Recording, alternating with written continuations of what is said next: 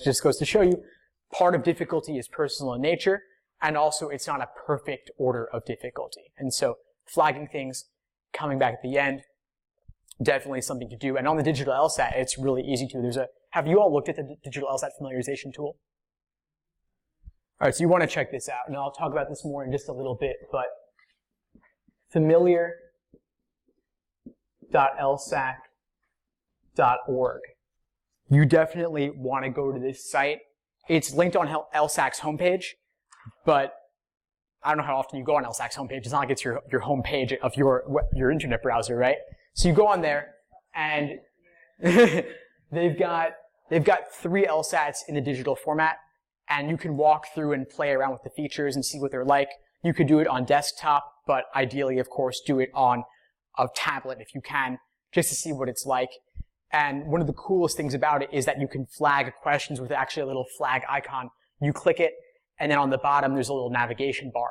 And so there you can see exactly what you have flagged, what you've bubbled in, so you can return to those questions later when you want to. And so I'm going to share a little bit about what I offer, what my courses involve, and then I'll talk about digital LSAT a bit more and open it up to Q&A. And basically, actually, I've recently completely redesigned my LSAT courses for the digital LSAT specifically. Years ago, I created foundational LSAT courses just covering the basics of the different question types, and I still have that material.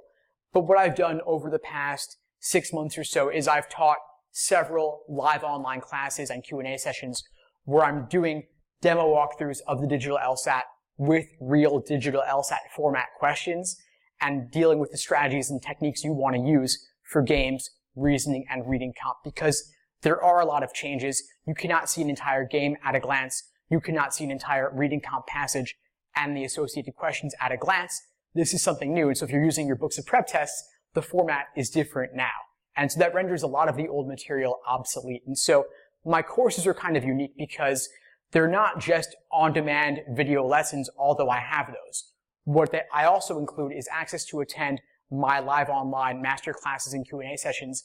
I typically teach 3 to 4 of them or more per month, typically on weeknights or Friday afternoons.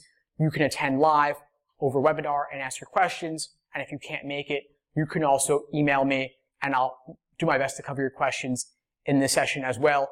It's not a big fee of $1,000 up front. It's all pay as you go, month to month, and you can cancel anytime. Aside from the courses, I also have digital download materials in terms of prep books, the most popular of which are my day-by-day study plans, showing you exactly what to do every single day over the course of your prep, how to use the prep tests in conjunction with all the articles on my website, as well as the video course lessons as well, if you're in the video courses. But if not, you could just make do with the prep tests and the free resources out there as well. Again, showing you exactly what to do every single day of your prep, whether you're taking the LSAT 2 months from now, 3 months from now, or 6 months from now. I've got a study plan that fits your timeline. I also have guides, cheat sheets, checklists, explanations, and full video courses for every section of the exam. I've been doing this for over 15 years now, and I actually never thought I'd be in this position because standardized tests are not my thing. I started off with a 152, and only very gradually over the course of an entire year was I able to bring my score up to a 175. And so I've been in your shoes. I know what it's like to do a bunch of exams and not see results, to hit those plateaus. And so I'm really focused on the detailed review process, analyzing the intricacies of the questions. You know, we've spent nearly an hour here today covering just 4 questions. And so I'm all about going deep into the questions, not looking to cover as many as possible in a given period of time. And so usually in my live classes, I might cover 1 game and a couple of LR questions, or 1 passage and a couple of LR questions, and that's it. But we go in depth on them. And one thing I especially love to do is have students write out their own thought processes, type it out, submit it to me, and then I will critique your explanation in class. And no, I won't call on you, I won't ID you by name, but I will walk through your explanation and show you how you could improve it. Because if you can't improve your own study process, if you're just coming to class, that's not enough.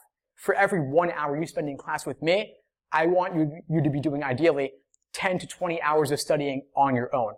That's how you're going to make the games, by carving out the time on your end. And that's where the video lessons on demand come in on top of the live online classes.